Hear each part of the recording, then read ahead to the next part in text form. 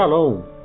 Você está no podcast Exegese e Exposição.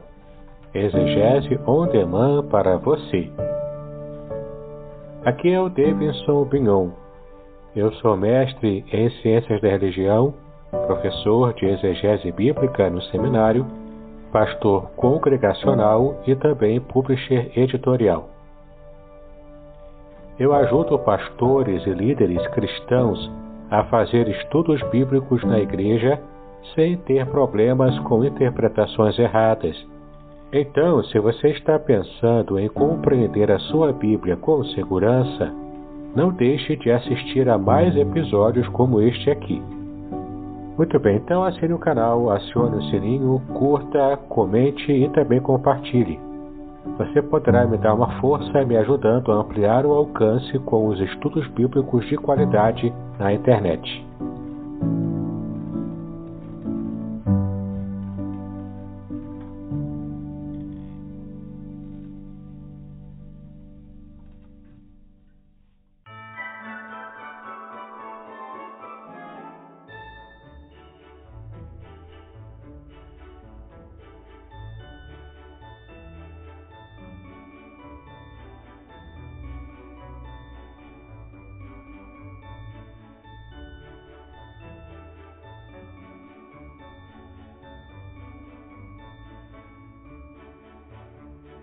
Muito bem, estamos no episódio especial de Natal do podcast Exegese e Exposição, Exegese on demand para você.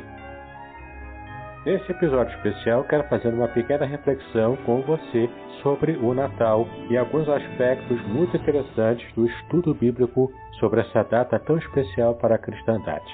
Mas antes de entrarmos em nosso conteúdo, eu quero apresentar a você um testemunho especial sobre o meu livro Revelações Originais do Salmo 23. Bom dia, pastor Davidson. Tudo bem? Que a graça e a paz do Senhor esteja sobre sua vida. Amém? Rapaz, eu acabei de ler aqui o seu livro, né?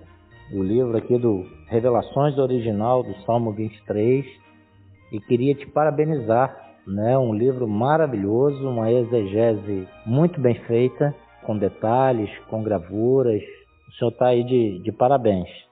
Não é à toa que o senhor é o nosso mestre lá no Seminário Congregacional de Niterói. Está de parabéns, tá? Ficou muito bom. Tanto o próprio livro, encadernação, material, todo, né? A paginação dele. Ficou muito bacana. Tudo com muito bom gosto. Estou só te mandando a mensagem aí para te parabenizar por esta obra fantástica.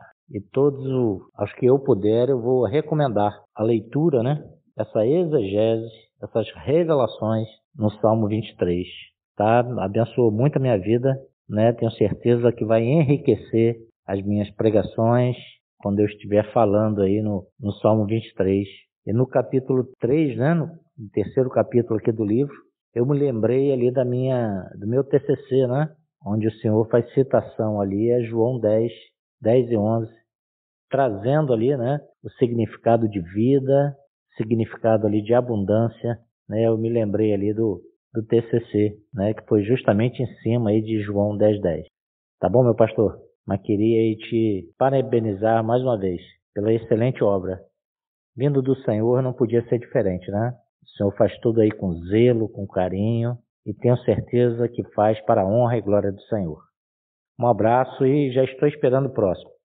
Muito bem, caso você tenha interesse nesse meu livro, você pode fazer contato comigo ou então entrar diretamente no site www.contextualizar.com.br. Ali você poderá adquiri-lo então, tanto na versão impressa quanto também na versão digital, inclusive na versão em PDF. Lembrando também de assinar o meu canal do YouTube, clicar no sininho, dar o seu like e compartilhar esse estudo para as pessoas que você sabe que têm interesse no estudo bíblico mais aprofundado. Muito bem, vamos então agora começar a falar sobre o Natal, que é o tema deste episódio especial, já quase no final da nossa terceira temporada do podcast Exegese e Exposição. O nascimento de Jesus é um dos grandes acontecimentos da história da humanidade.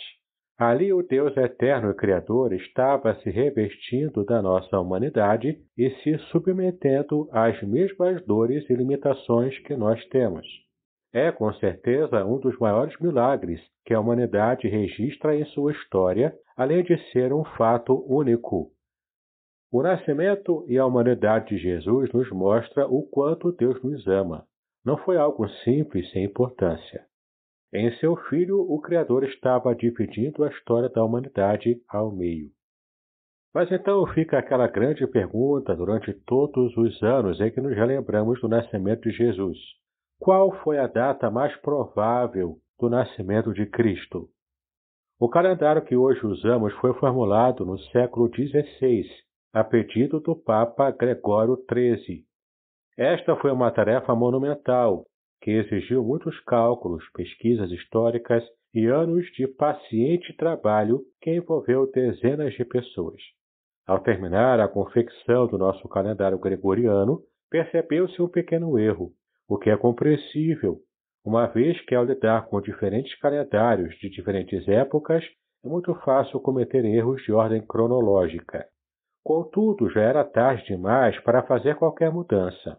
Não compensava, portanto, descartar todo aquele trabalho dedicado e monstruoso por causa de poucos anos de diferença. É por essa razão que a data do nascimento de Cristo é colocada pela maioria dos historiadores em outubro do ano 5 a.C.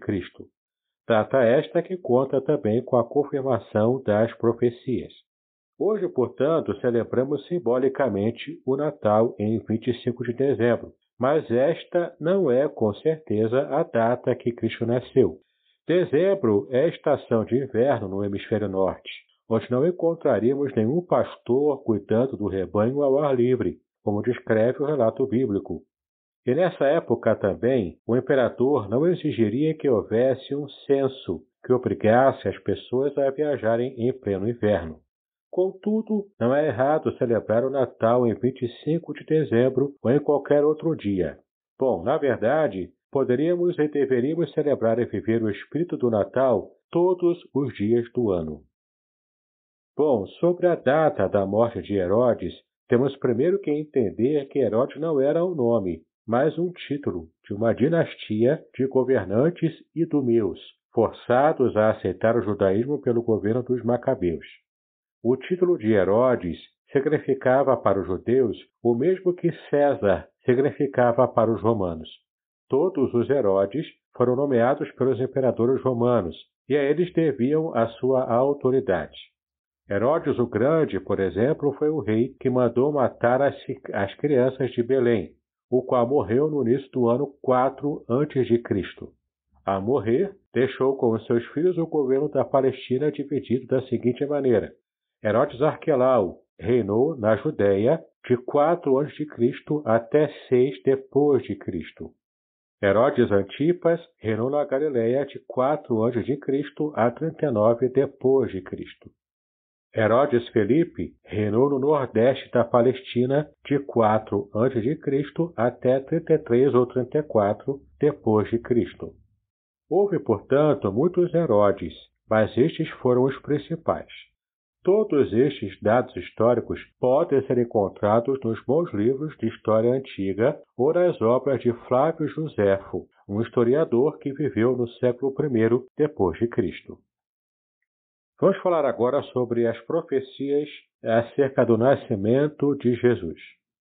Cerca de 500 anos antes do nascimento de Jesus, o profeta Isaías, inspirado pelo Espírito Santo, profetizou a sua vinda. Confira lá em Isaías 7:14. Dentre os muitos sinais que destacariam a criança, um deles era que seria filho de uma virgem, que nesse caso foi Maria e se chamaria de Emanuel, que significa Deus conosco. Confira em Mateus capítulo 1, versículo 23. Em Jesus, um dos grandes propósitos de Deus Pai é promover a aproximação entre Deus e o homem, ou seja, restaurar a comunhão perdida no Éden. O nascimento de Cristo ocorreu também para que o governo de todas as coisas, não apenas as celestiais, fossem dadas a ele. Confira lá em Isaías capítulo 9, versículos 6 e 7. Então Jesus, o Deus homem, desenvolveria um espírito perfeito, capaz de compreender as necessidades humanas, perdoando os seus pecados e, ao mesmo tempo, ser totalmente agradável a Deus. Tendo observado, então, essas questões aqui, concernentes às profecias do Antigo Testamento sobre o nascimento de Jesus, vamos agora falar sobre o anúncio do nascimento, conforme vemos já no Novo Testamento. Ao fazer o anúncio do nascimento de Jesus, a primeira coisa que o anjo Gabriel destaca para Maria era o seguinte: ela seria a mãe daquele menino, e isso era um grande privilégio para ela e também para toda a humanidade. Confira lá em Lucas capítulo 1, versículos 26 a 28. Lucas, o médico escritor do Evangelho, após minuciosa investigação, confirma que Maria era realmente virgem quando ouviu a mensagem do anjo. Confira em Lucas capítulo 1, versículos de 1 a 3. Obviamente que esse anúncio deixou Maria bastante preocupada. Confira em Lucas capítulo 1, de 29 a 34. Virgem e prometida em casamento, ela sabia que sofreria graves consequências caso seu noivo José não acreditasse nela, o que não era algo bem difícil de acontecer, já que o Espírito do Senhor em nenhum outro tempo havia feito isso. Como ela provaria o fato? Gabriel deixou claro para Maria que o nascimento de Jesus era o cumprimento da promessa de Deus feita ao rei Davi, de que lhe daria um descendente eterno no trono. Confira lá em 2 Samuel, capítulo 7, versículo 16. O nome da criança deveria ser Jesus, que é a versão grega do nome Josué, que significa o Senhor é salvação, conforme está em Lucas capítulo 1, de 26 a 35. Em vista de dar mais explicações a Maria sobre o nascimento do menino, Gabriel disse a ela que isso é obra de Deus. Confira em Lucas capítulo 1, versículo 35, que diz o seguinte: assim, aquele que há de nascer será chamado Santo, o Filho de Deus. O próprio Deus tomaria as providências para fazer com que seu filho deixasse claro para todos quem ele realmente era. E outro detalhe importante também para destacarmos aqui é a submissão da própria Maria à vontade de Deus. As palavras de Gabriel sobre o nascimento de Jesus tranquilizaram Maria, ao perceber que era obra de Deus e que o próprio se responsabilizaria pelo desenrolar das coisas. Maria confiou nas palavras do anjo. Confira em Lucas capítulo 1, versículo 38. Que grande exemplo de fidelidade! Que sejamos assim como ela, que possamos confiar na bondade do nosso Deus em sua plena fidelidade a nós. Podcast Exegese e Exposição. Exegese on demand para você.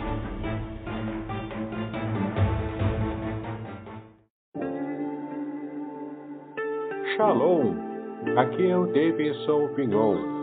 Eu ajudo pastores e líderes cristãos a fazer estudos bíblicos na igreja sem ter problemas com interpretações bíblicas erradas.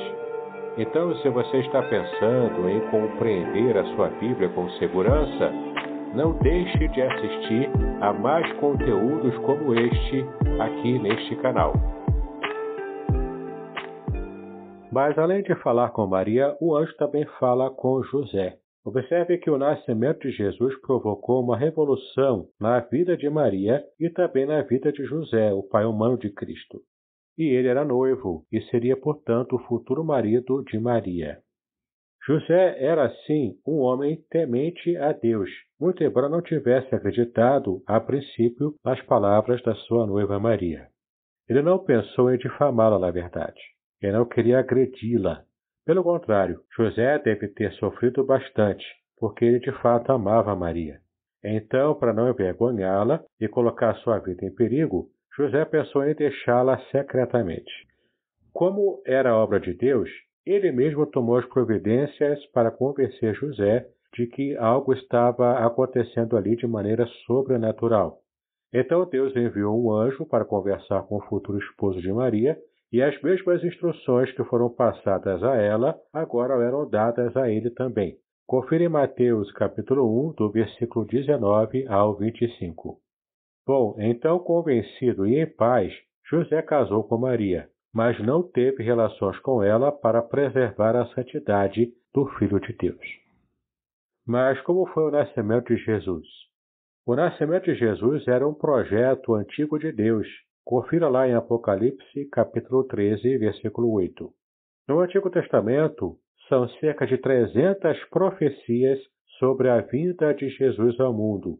A probabilidade matemática do cumprimento de uma profecia na íntegra, ela é muito pequena. Mas nesse caso, tudo o que foi dito sobre o nascimento do Messias, vida, ministério, morte e ressurreição, tudo isso se cumpriu na íntegra, contra todas as probabilidades. Assim, podemos tanto entender que o próprio Deus estava trabalhando e também promovendo tudo para que acontecesse conforme ele mesmo havia dito antigamente, podemos entender então alguns outros detalhes do que a Bíblia diz. Por exemplo, o lugar onde Jesus nasceu. O recenseamento romano obrigou José e Maria a voltarem a Belém, cidade natal de José. Confira lá em Lucas capítulo 2, de 4 a 6. O alistamento, então, possuía alguns objetivos. O cadastramento dos nomes, a ocupação, esposas, filhos, servos e também propriedades das pessoas que estivessem se recadastrando. E ainda o cadastramento do valor de suas propriedades, dinheiro e outros recursos que pudessem servir para pagamentos de impostos e fornecimento de homens para o exército. Esse deslocamento promoveu o cumprimento de mais uma profecia, dessa vez anunciada pelo profeta Miqueias, de que o Messias nasceria em Belém, cidade de Davi, conforme está em Miqueias capítulo 5, versículo 2. Outro detalhe também muito importante é o fato de Jesus haver nascido na manjedoura. Jesus então nasceu de maneira bastante humilde. Embora Rei e Senhor de todas as coisas, Deus Pai determinou que a grandeza do nascimento do seu filho se daria na humildade. Após ser concebido, José e Maria colocaram Jesus na manjedoura.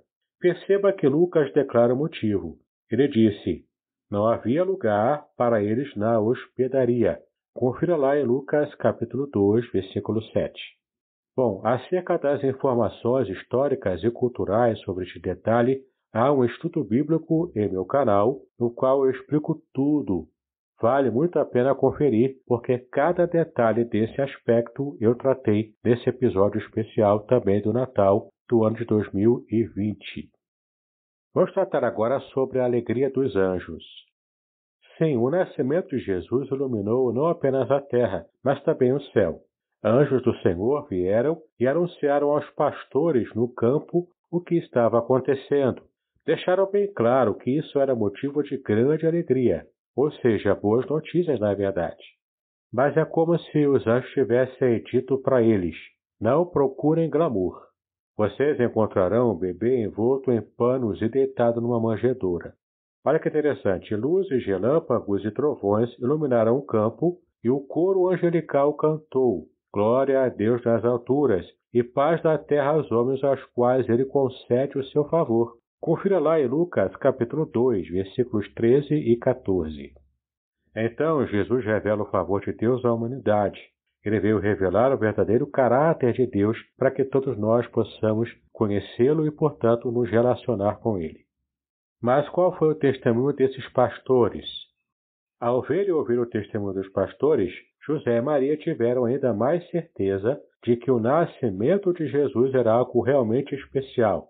A atitude deles foi muito importante para fortalecer a fé do humilde casal. Veja lá em Lucas capítulo 2, de 17 a 20.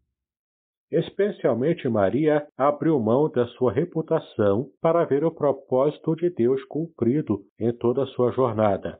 Através da atitude dos pastores, ela estava vendo o seu cuidado e também o seu amor.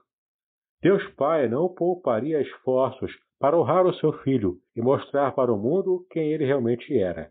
Para começar, então, enviou um coral de anjos para cantar em sua chegada.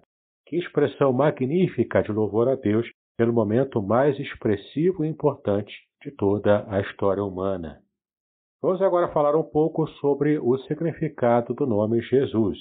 Como nós já vimos, o nascimento do Messias tem propósitos bem definidos e especiais. Um deles é a salvação da humanidade.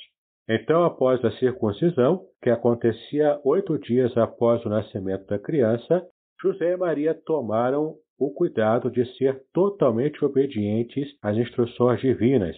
Então puseram o nome do menino de Jesus, conforme está em Lucas, capítulo 2, versículo 21. Esse veio a ser o nome que está sobre todo nome. Confira em Filipenses, capítulo 2, versículo 9, que, como nós já sabemos, significa Jeová ou Deus é salvação, é Salvador. Os propósitos de Deus para com o nascimento de Cristo. O nascimento de Jesus não foi algo aleatório, ou seja, algo sem propósito. Através do seu Filho, Jesus, o Senhor Deus abençoa a humanidade com pelo menos 3 presentes especiais. Eu quero chamar a sua atenção, então, para a sua reflexão neste Natal sobre esses presentes que o Natal de fato representa para todo ser humano. Em primeiro lugar, a salvação. Esse é o primeiro presente.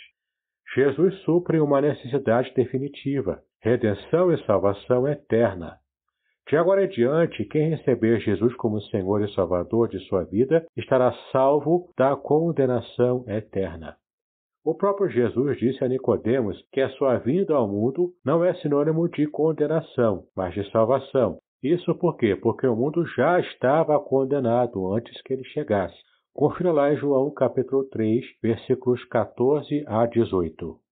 Bom, o segundo presente que Deus dá à humanidade com o nascimento de Jesus é revelar o Deus de Israel para o mundo inteiro. A descrição do Salmo 137, de 1 a 4, nos demonstra que quando os israelitas foram levados cativos para a Babilônia como escravos, a fama do Deus de Israel era muito grande naquela época. As histórias de como o povo havia sido libertado do poder do Egito, essas histórias estavam espalhadas entre as nações. Agora, os seus opressores gostariam de ouvir esse povo, o testemunho do seu Deus. Eles não compreendiam como isso era algo positivo, algo bom. Eles não compartilharam com os babilônios o conhecimento do seu Deus por achar que eles não eram dignos de receber esse conhecimento. Bom, o nascimento de Jesus quebrou essa barreira. O Messias revelou Deus para todos os povos, línguas, tribos, nações e reinos também. Jesus não fez distinção de cor, raça, língua, enfim, Jesus é o Emanuel, o Deus conosco, o Deus que está junto com todos nós. O terceiro presente de Deus para a humanidade com o Natal é que o Verbo se fez carne. Sim, o nascimento de Jesus por meio de Maria não é o início da sua existência. João diz que ele estava com Deus no princípio, lá no capítulo 1 do Evangelho de João. Ele também diz que ele fez todas as coisas, ou seja, antes da sua existência terrena, ele estava com Deus e, como Deus, no princípio da criação, sendo, portanto, também responsável direto por tudo o que veio a existir, conforme você pode ver em João, capítulo 1, do versículo 1 até o versículo 5.